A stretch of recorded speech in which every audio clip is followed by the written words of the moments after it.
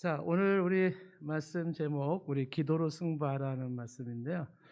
오늘 이 말씀을 좀 생각을 해보도록 하겠습니다. 자, 한번 우리 따라해 볼까요? 기도로 승부하라. 네, 오늘 설교의 요지는 기도로 승부하라 이 내용입니다. 저녁 설교. 어느 목사님께서 40년 목회를 하시고 고백을 하셨는데 내 평생 목회의 결론은 기도다 이렇게 말씀을 하셨어요. 그 얘기가 조금 예사롭지 않게 좀 들렸습니다. 그냥 하시는 소리가 아니라 좀 공감이 제가 되었기 때문에 그렇습니다. 40년 목회의 결론은 기도였다. 기도가 결국은 목회를 하는 거였다. 이렇게 말씀을 합니다. 우리가 알다시피 빌리 그레햄 목사님이 세계적인 그런 집회를 많이 했는데 그분에게는 매일 기도 후원자가 15,000명이 있었대요. 예. 세계적인 역사를 이루는 빌리 그레햄 목사님에게는 기도 후원자가 이렇게 있었고, 또 영국의 아주 유명한 설교의 황태자라고 불려지는 찰스 스펄전 목사님이 계신데, 그분은 지하실에 24시간 기도하는 사람이 수천 명, 2,000명, 3,000명 있었답니다. 그러니까 그런 사람들이 역사 속에 크게 쓰임 받는 걸 보면은 그들의 배우의 그 기도의 능력을 무시할 수가 없습니다. 저는 이제 그분들의 말씀만큼은 그렇게 아닐지 모르지만 이 기도로 목회를 한다라는 이 말씀이 저는 공감을 좀 많이 하죠. 제 자신이 목사로서 이제 기도를 하면 때로는 저도 그런 생각이 들어요. 이 기도가 혹시 독백은 아닌가? 혹은 이 기도가 그냥 공허한 메아리는 아닌가? 이렇게 기도한다고 효과가 있을까? 이런 생각이 스쳐갈 때가 있습니다. 그런데 인생을 쭉 살면서 돌아보면 다시 한번 생각을 고쳐먹게 되고 확신을 갖게 되는 것은 야, 정말 이 기도의 힘이 대단하구나 하는 것을 생각을 하게 됩니다. 어떤 때는 기도에 대한 흔들림이 있을 수 있지만 그러나 세월이 흘러 지나고 나면서 느끼고 그리고 확인하고 확신하는 것은 기도의 능력이 참 크다라는 생각을 갖습니다.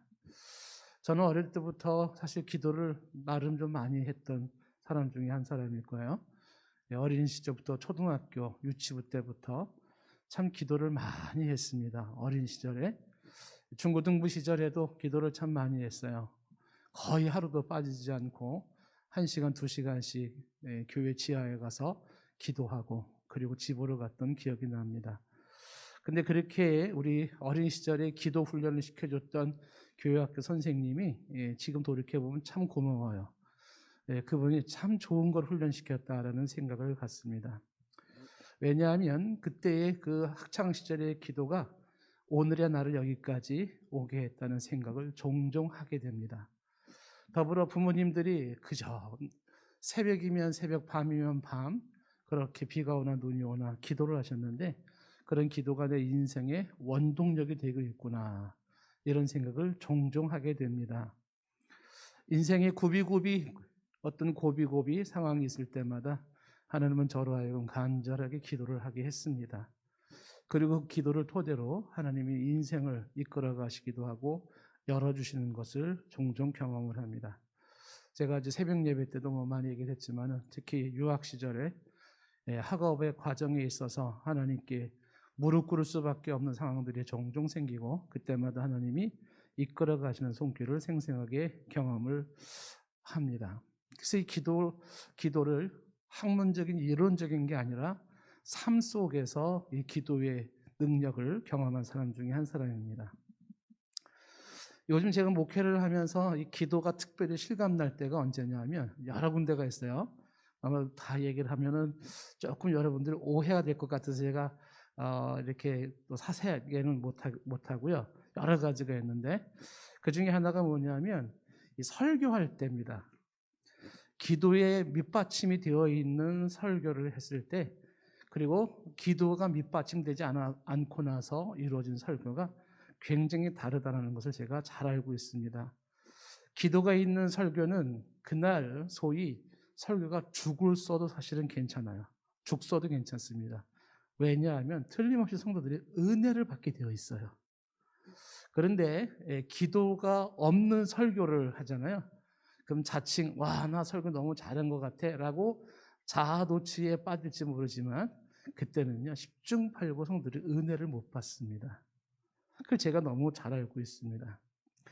제 인생에 크게 영향을 주었던 책 중에 하나가 E.M. 바운즈의 기도의 능력이라는 책이 있는데, 거기에서 이 저자가 얘기하는 것이 설교자를 향해서 쓴 책이에요. 그 책은.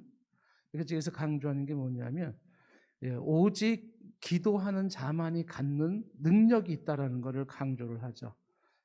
그래서 이분이 얘기한 것들을 제가 한번 몇 가지 좀 한번 인용을 해본다면, 그 책 중에 기도는 설교자의 가장 강한 무기이다 이렇게 얘기를 하면서, 참된 설교는 골방에서 만들어진다고 얘기를 해요. 골방에서 만들어진다. 이게 굉장히 공감이 되는 얘기예요. 아마 이게 설교를 안 해보신 분들은 잘 이해를 못할 거예요. 만약에 구역장님이나 혹은 교사들이 이 설교를 듣는다면 실제로 한번 좀 이런 내용들을 경험해 보시면 좋습니다.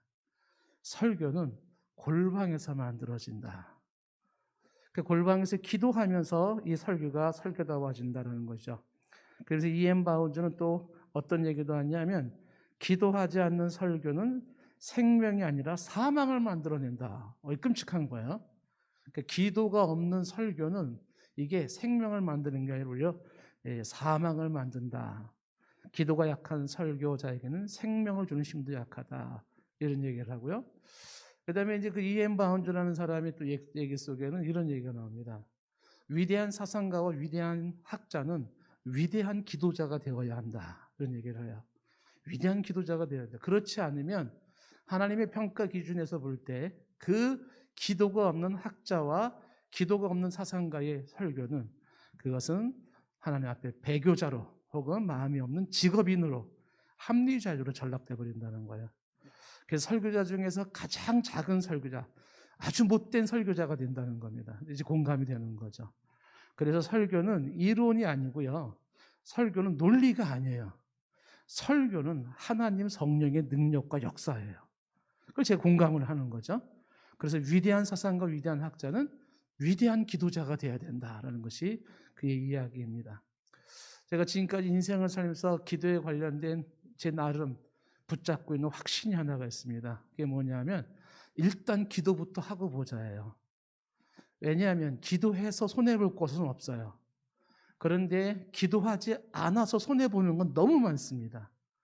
그래서 하나부터 열까지 모든 것은 기도로 시작해서 기도로 진행하다가 기도를 끝내는 게 최고입니다. 왜냐하면 그 기도하는 그 순간에 내가 지금 계획하고 진행하고 한 모든 것들이 그 모든 결정권을 주께 의탁한 것이기 때문에 그렇습니다.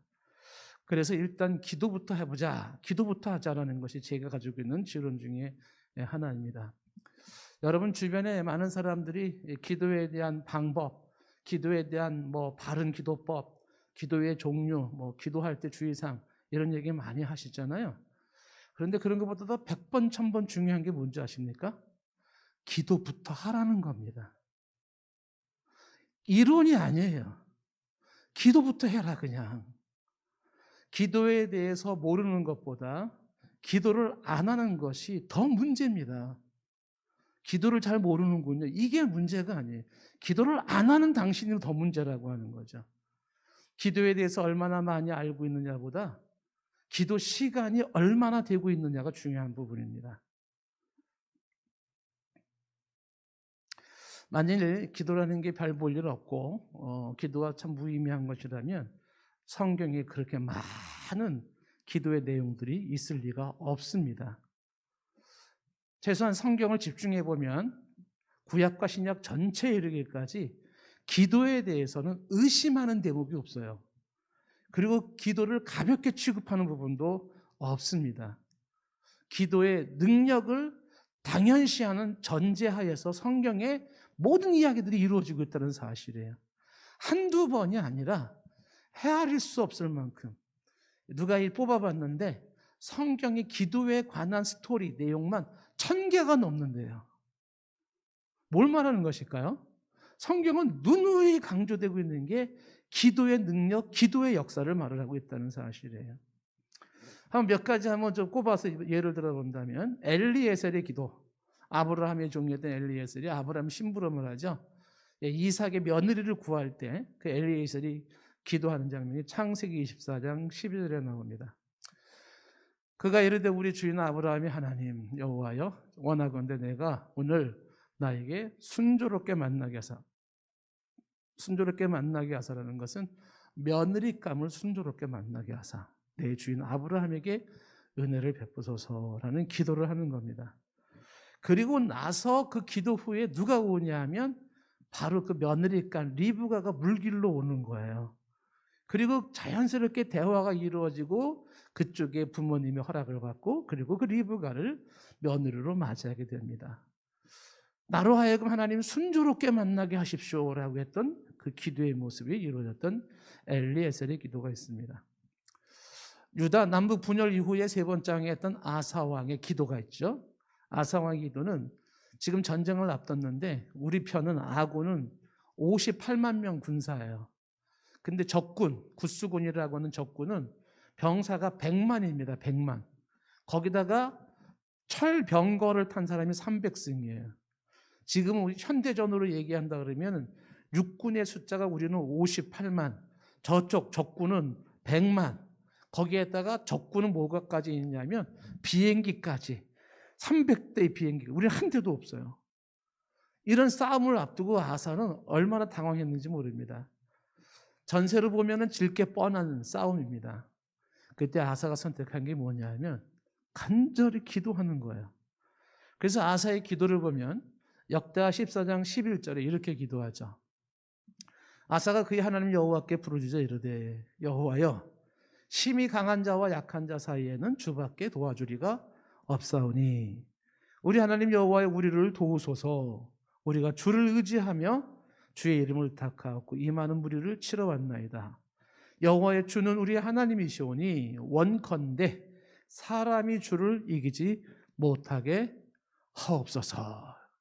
아사의 기도.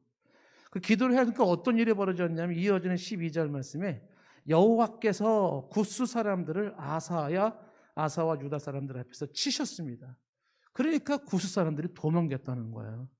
누가 싸웠냐면 하나님이 싸우셨어요. 하나님이 그들을 치게 하셨고 그들이 도망가게 했어요. 그래서 아사의 기도가 그의 절대적으로 불리한 패배할 수밖에 없는 싸움을 승리하게 했습니다. 자, 성경에는 또 이런 기도가 나온 게 아니죠. 우리가 잘 아는 엘리야의 기도는 어떻습니까? 엘리야는 자연계로 움직이는 기도였습니다. 열왕기상 18장 42절 말씀에 보면은 그가 아합이 먹고 마시러 올라가니라. 그때 엘리야가 갈멜색 꼭대기에 올라가서 어떻게 했어요? 땅에 꿇어 엎드렸어요. 그리고 그의 얼굴을 무릎 사이에 넣었습니다. 이렇게 한번 기도를 해보십시오. 땅에 꿇어 엎드려 그의 얼굴을 무릎 사이에 놓고 간절한 모습이죠. 그리고 이어지는 43절에 사환에게 말하죠. 올라가서 바다 쪽을 바라보라. 올라가서 보더니 아무것도 없습니다. 7번까지 다시 가라. 그리고 44절 7번째 이르러서 그 사환이 말을 하기를 바다에서 사람의 손바닥만한 작은 구름이 일어납니다. 그러니까 이제 올라가서 아합에게 말하기를 비에 막히지 않도록 마차를 갖고 내려가라고 해라. 그렇게 전하고 45절 이어지는 말에 조금 후에 구름과 바람이 일어나서 하늘이 캄캄해지고 큰 비가 내리기 시작했죠. 이 자연계를 움직이는 엘리야의 이 기도송에서 그 다음 이어지는 46절에 이런 말이 나옵니다. 여호와의 능력이 엘리야에게 임하매. 여호와의 능력은 누구에게 임하냐면 기도하는 사람에게 임하는 거예요. 기도하는 사람만이 경험할 수 있는 여호와의 능력이 있다는 사실입니다. 하나님의 능력을 경험했던 엘리야. 성경에는 계속해서 이 기도에 대한 이야기들을 이야기하고 있어요. 그 이유는 이 기도가 단순한 공허한 하나의 이론이 아니라는 겁니다. 이 엘리야의 기도를 두고 야고보서 5장 17절 말씀에 이렇게 말을 했죠. 엘리야는 우리와 성정이 같은 사람이로되 그가 비가 오지 않기를 간절히 기도한즉 3년 6개월 동안 땅에 비가 오지 않아서 3년 6개월을. 그리고 18절에 다시 기도하니 하늘이 비를 주고 땅의 열매를 맺었다. 이렇게 말하고 있습니다. 엘리에셀이 며느리감을 구하려고 했던 기도, 아사가 전쟁을 앞두고 한 기도, 엘리야가 자연계를 움직였던 기도, 뭐 그런 기도만 있는 것은 아니죠. 아기를 가릴 수 없었던 그 한나의 기도가 나옵니다. 그 한나가 어떻게 기도했냐면 사무엘상 1장 10절에 한나가 마음이 괴로워서 여호와께 기도하고 통곡했습니다. 그 진정성이죠. 하나님 앞에 간절히 기도한 거예요. 그리고 11절에 뭐라고 기도했냐면 서원하면서 말하기를 만군의 여호와여 우리 주의 여종의 고통을 돌아보시고 나를 기억하사 주의 여종을 잊지 아니하시고 주의 여종에게 아들을 주시면 내가 그의 평생의 그를 여호와께 드리고 삭도를 그의 머리에 대지 아니하겠나이다. 이어지는 12절 말씀에 그가 여호와 앞에 오래 기도하는 동안에 잠깐 하나님 아시죠? 이런 기도가 아니었어요.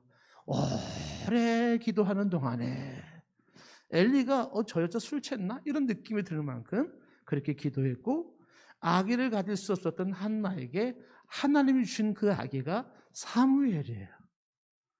기도를 통해서 얻은 아들이 사무엘입니다. 뭐 이런 일들은 우리 주변에서도 많이 또 예를 우리가 볼 수도 있습니다.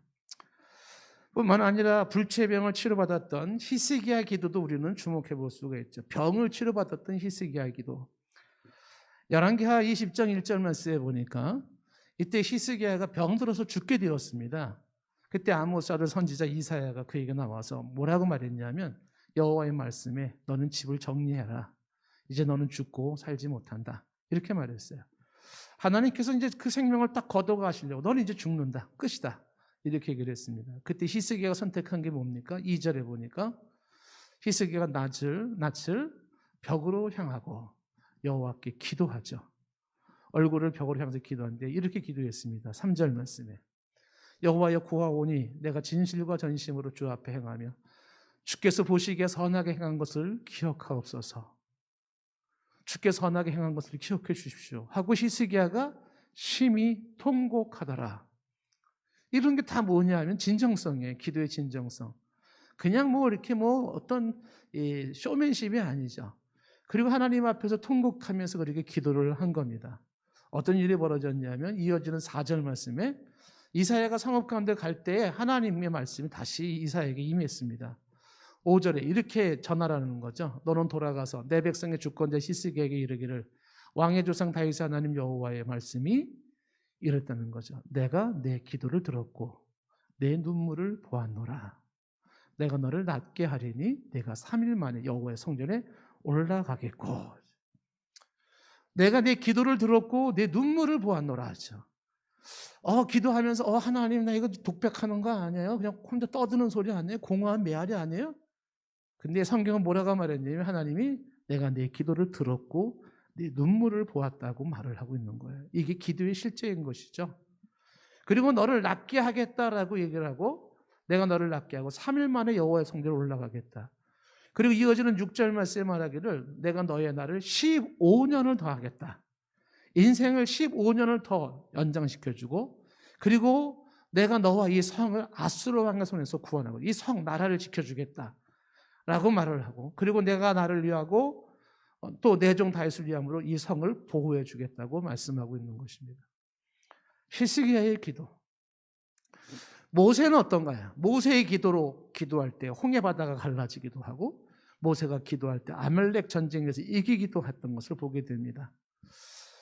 한나의 기도 속에 자랐던 한나의 아들이었던 그 사무엘은 이렇게 고백을 하죠. 사무엘의 고백, 사무엘상 12장 23절이 이렇게 말합니다.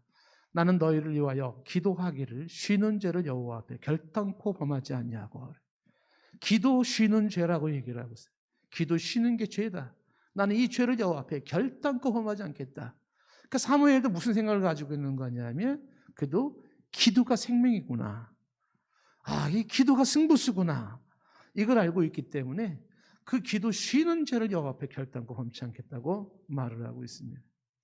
자, 성경의 예를 또 얼마 더 들어볼까요? 한두 끝도 없어요. 성경은 계속해서 이 기도의 사실성, 이 기도의 능력과 역사를 말하고 있다는 겁니다.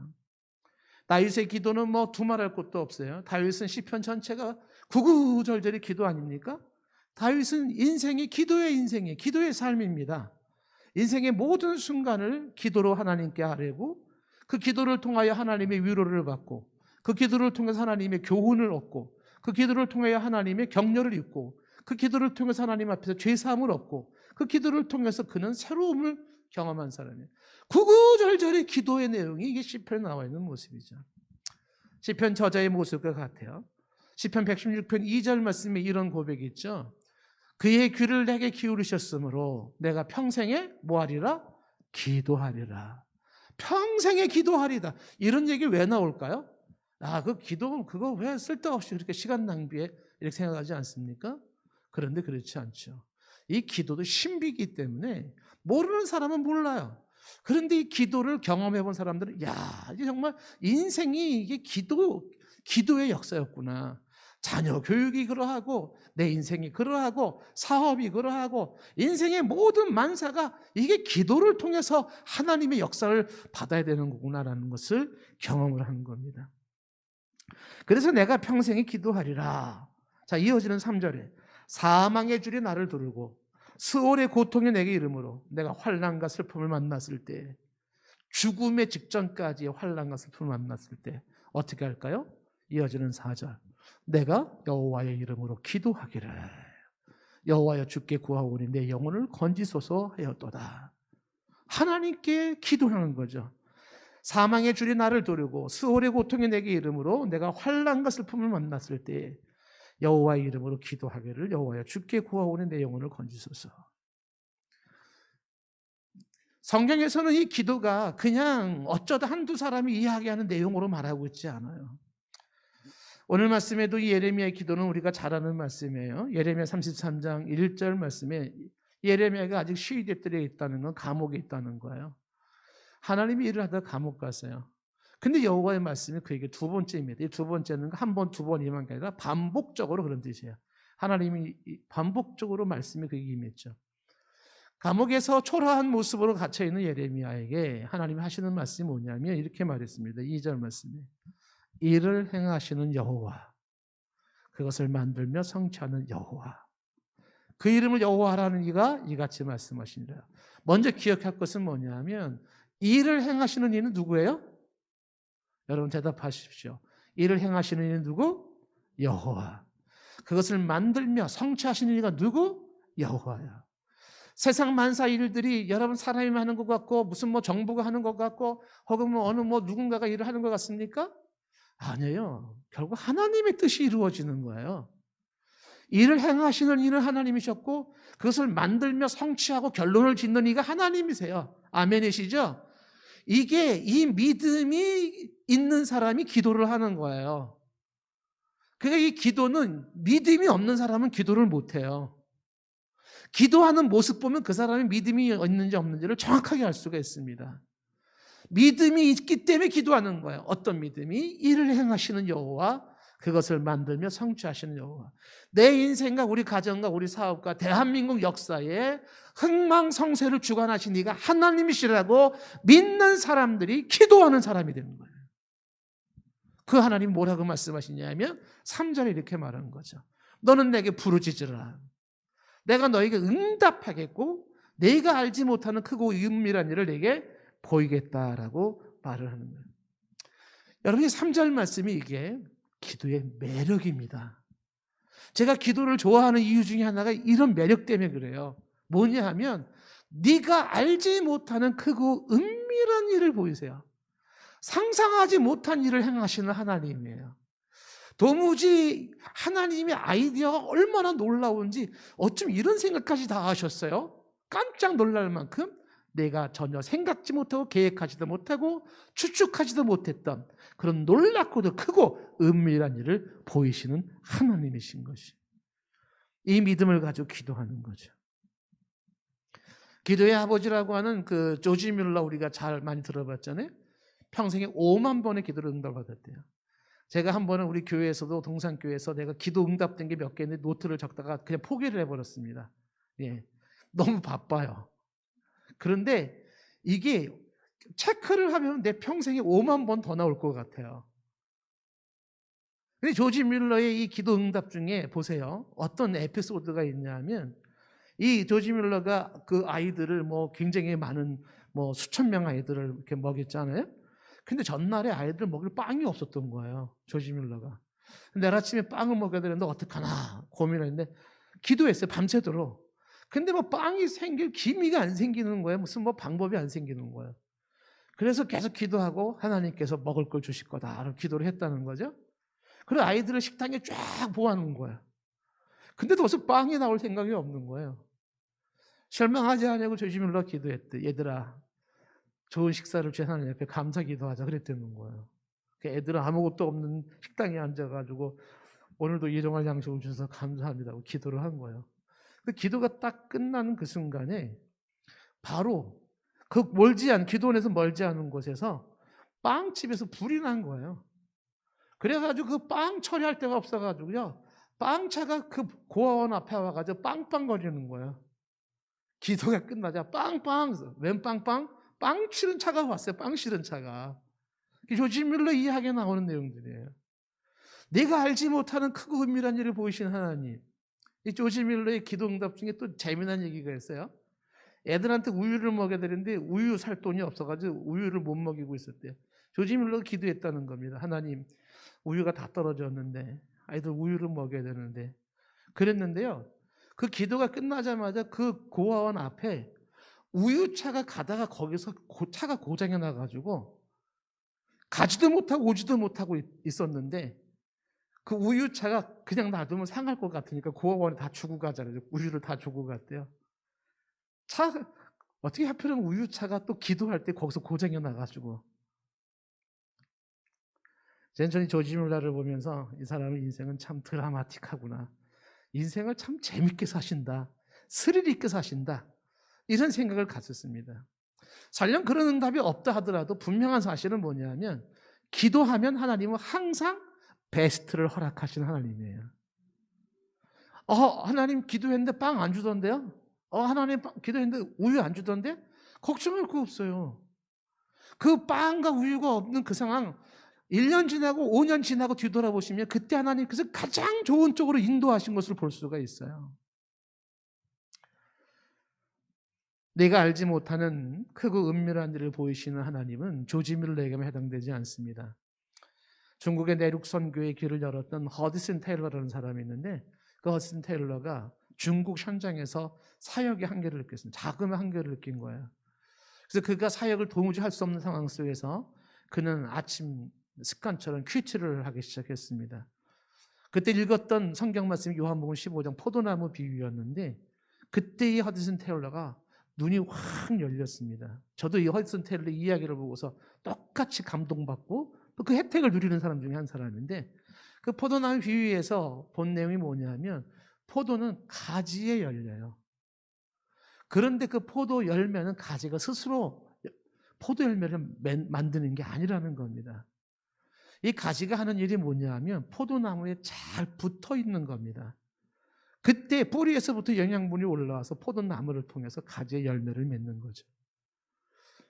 내 인생에 열매가 맺혀져야 되는데 그 열매는 내가 맺는 게 아니라 나를 통해서 역사하시는 그분으로부터 오는 에너지와 공급이 열매를 맺게 한다는 거예요. 요한복음 이게 15장 4절과 5절 말씀이에요. 이 부분을 본 거예요. 허드슨 테일러가. 내 안에 거하라. 나도 너희 안에 거하리라. 가지가 포도나무에 붙어 있지 않냐면 스스로 열매를 맺을 수 없음 같이 너희도 내 안에 있지 않냐면 그러하리라. 5절 말씀. 나는 포도나무요 너희는 가지라. 그가 내 안에 내가 그 안에 거하면 사람이 열매를 많이 맺나니 나를 떠나서는 너희가 아무것도 할 수 없음이라. 가지는 이 나무를 떠나서는 아무것도 할 수가 없는 거예요. 그런데 그 가지에 잘 붙어 있어요. 예수님과 나와의 관계를 돈독하게 하는 거예요.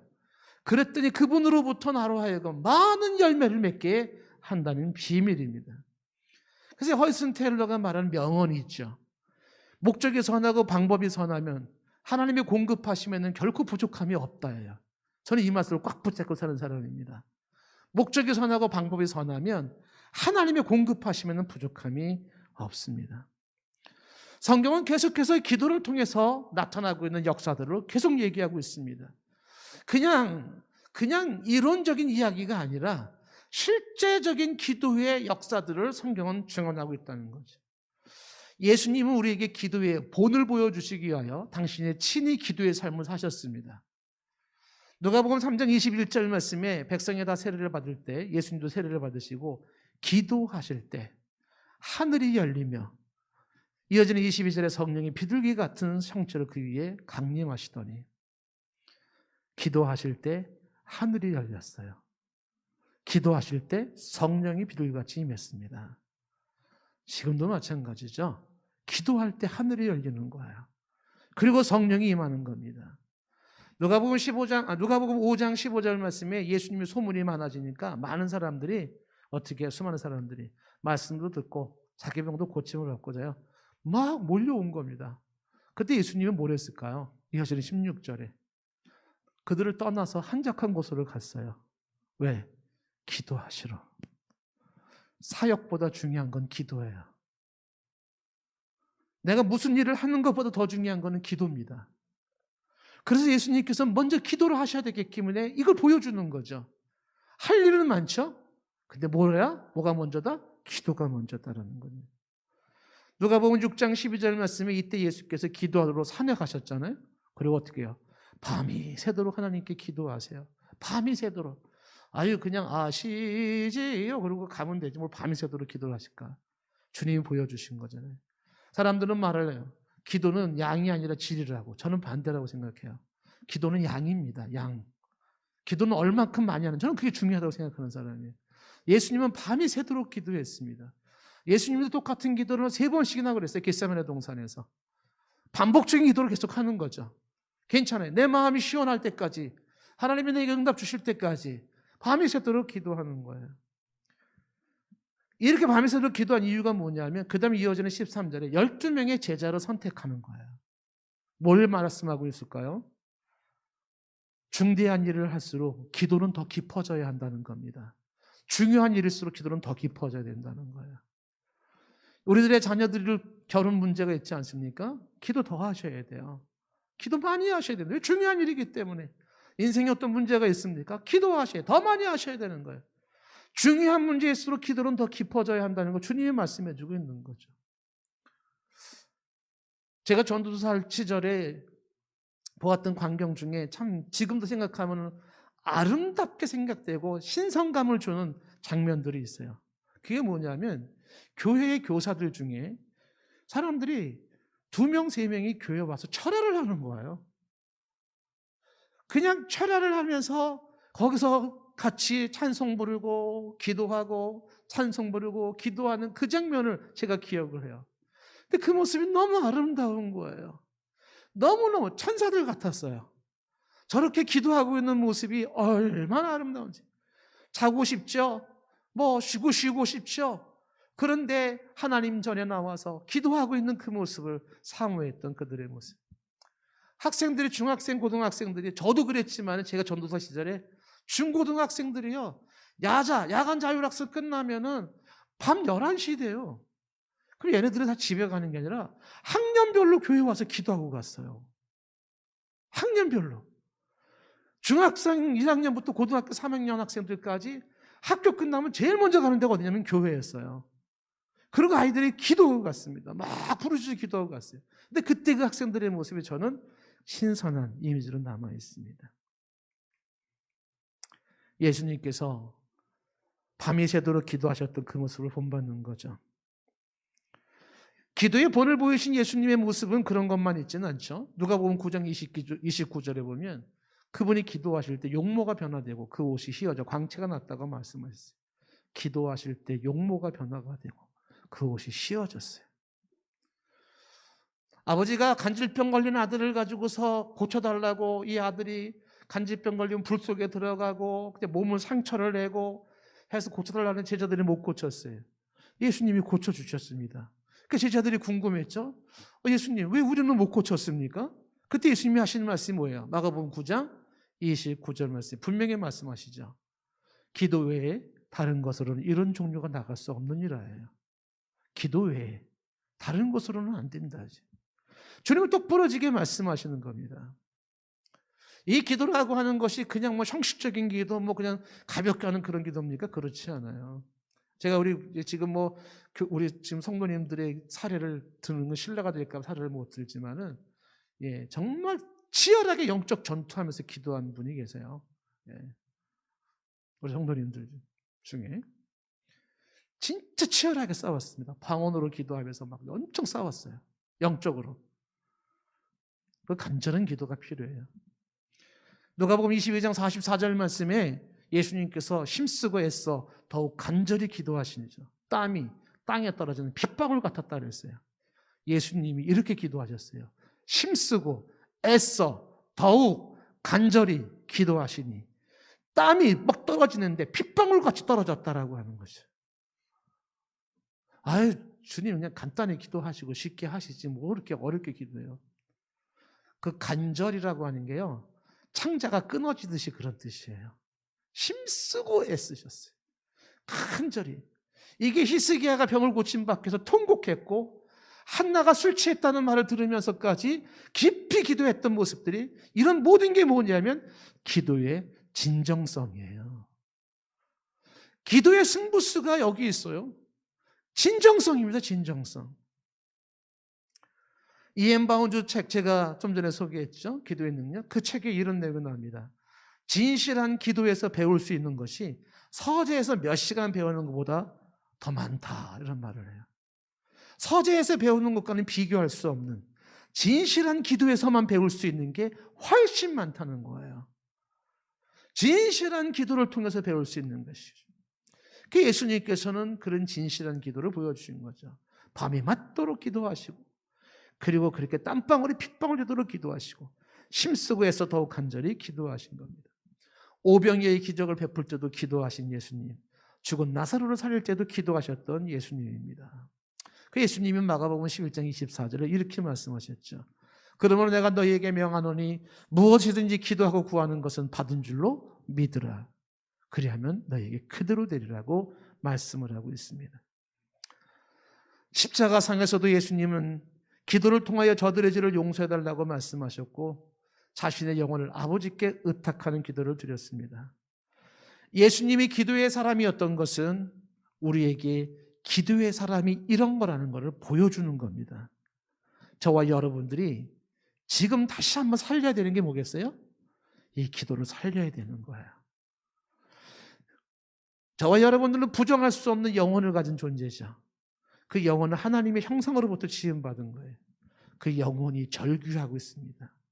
내 영혼이 목마름과 기아와 그리고 처절한 죽어가는 심정으로 내 영혼이 절규하고 있어요.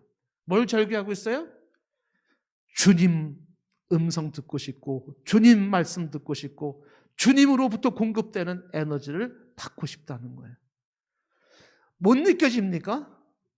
지금 우리들 내 영혼이 하나님을 찾고 있는 그것이 느껴지지 않습니까? 그게 안 느껴진 정도로 된다 그러면 심각한 거예요. 내 영혼은 아버지께 말하고 싶어요. 내 영혼이 아버지께 말하지 못해가지고 지금 막 안달이 나고 있어요. 내 영혼은 아버지로부터 주어지는 힘을 공급받고 싶어 하는 거예요. 그게 내 속에서 절규하고 있어요. 절규. 근데 내 영혼은 그렇게 절규하고 있는데 언제부턴가 특히 코로나 들어오면서부터 슥슥 나를 영혼을 갖다가 감추어 감각이 무뎌진 문둥병 환자처럼, 고통과 아픔이 없는 그런 나병 환자처럼 고통을 느끼지 못해요. 안타까움을 느끼지 못해요. 내 영혼이 그렇게 곤고한데 그걸 느끼지 못해요. 심각한 상태입니다. 아주 심각한 상태예요.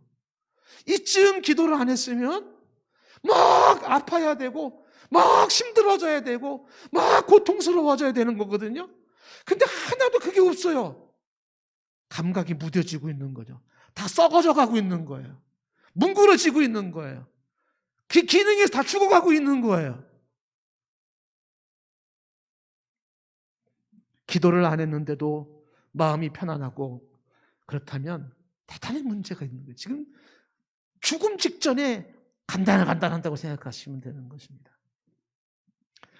예수님이 보여주신 게 우리의 영혼은 기도해야만이 살 수 있는 것이고, 우리의 삶과 우리의 사역은 기도만이 살릴 수 있다는 걸 보여주는 겁니다.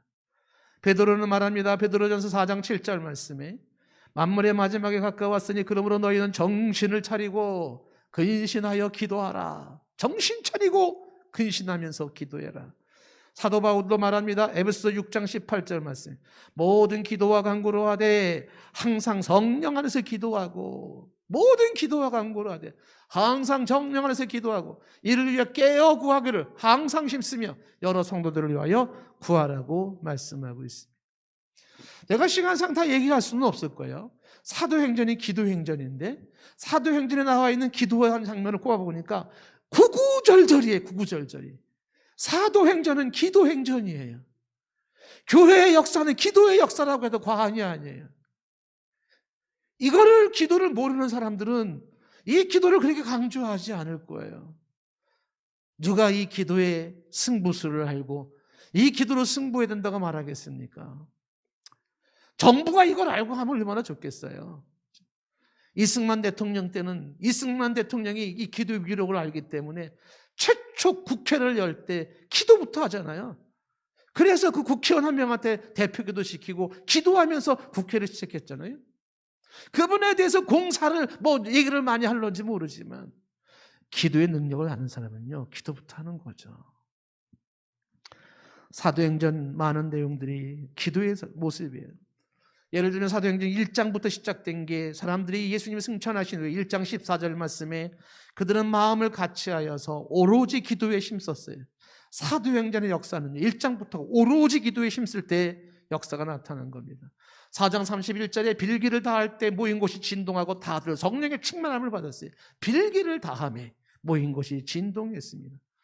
안수집사를 뽑은 이유도 뭐냐면 6장 4절에 보면 오로지 기도하는 일과 말씀 사역에 전무하고 싶어서 그런 거였죠. 기도해야 되기 때문에, 기도하지 아니하는 사역은 사역이 될 수 없기 때문에 우리는 기도를 하기 위해서 뭘 해야 된다? 사역자를 뽑아야 된다는 것입니다. 베드로와 요한이 사마리에서 8장 15절 말씀에 그들을 위해서 기도할 때, 성령 받기를 기도할 때 성령이 임하기 시작했고, 깜짝 놀란 마술사 시몬이 돈으로 그 성령에 임하는 걸 좀 사고 싶다 그러니까 베드로가 8장 22절에 말하잖아요. 너의 약함을 회개하고 주께 기도해라. 혹 마음에 품은 것을 사하여 주시리라. 아나니아 선지자에게 하나님께서 주시는 사도행전 9장 11절 말씀에 사울을 찾아가라는 거죠. 그 사울이 뭐하고 있다? 맨 밑에 보시면 기도하는 중이라는 겁니다. 사도행전이 기도로 이어져 나가는 거예요. 9장 40절에 베드로가 도르가를 살릴 때도 어떻게 해요?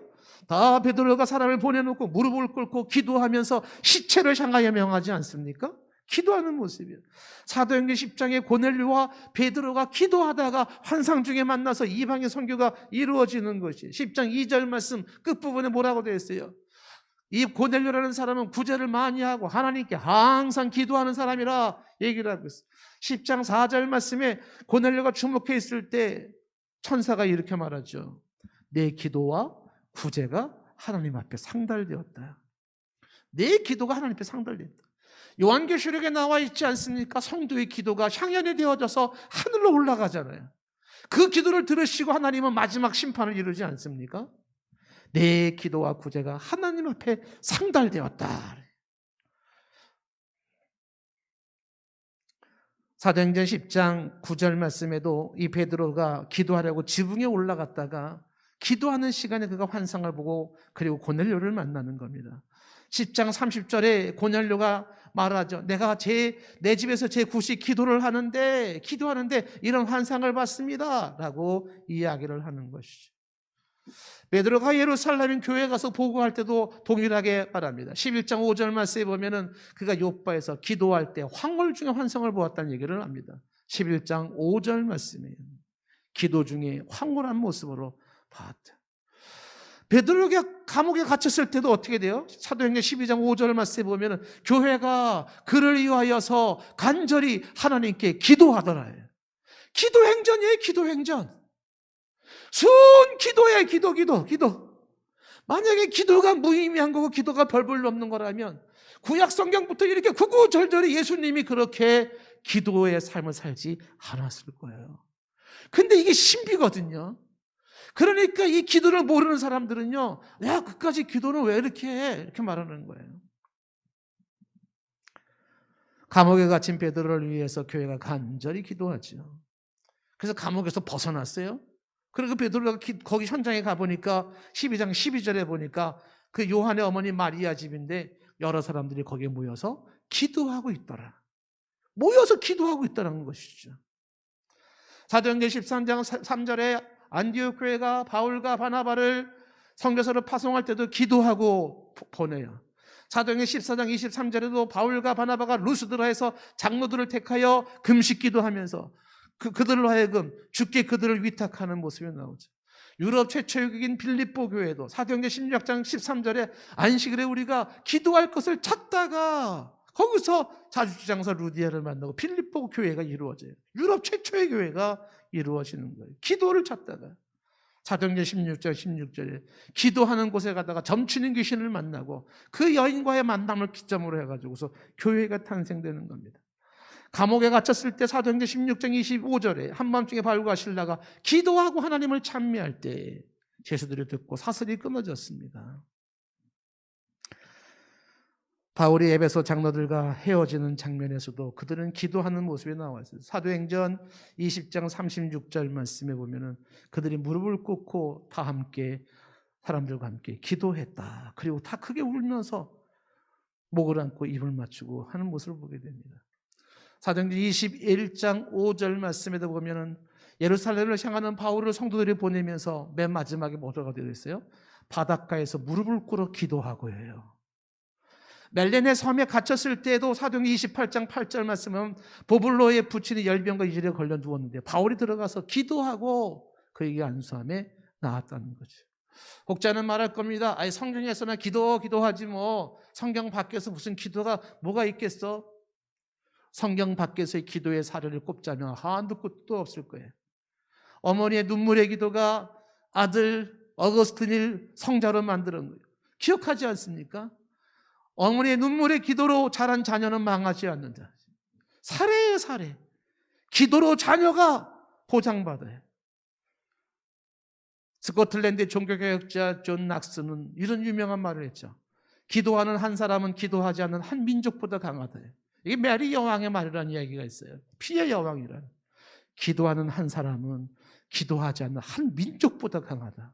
무섭습니다. 요한 웨슬레는 기도의 사람이었어요. 새벽마다 기도했습니다. 그 요한 웨슬레 이야기 속에 이런 얘기가 나와요. 오직 죄 외에는 아무것도 두려워하지 않고 오직 하나님 외에는 아무것도 갈망하지 않는 설교자 100명을 나에게 달라. 그들이 성직자이든 평신도이든 전혀 관계가 없다. 그런 사람만이 지옥의 문을 뒤흔들고 천국을 지상에 건설할 것이다. 기도하는 사람이 주여 이러한 종들을 100명만 붙여주십시오. 이 지상에 천국을 만들겠습니다. 종교개혁자 마틴 루터는 나는 바쁘면 바쁠수록 기도 시간을 늘린다 그랬습니다. 왜 그랬을까요?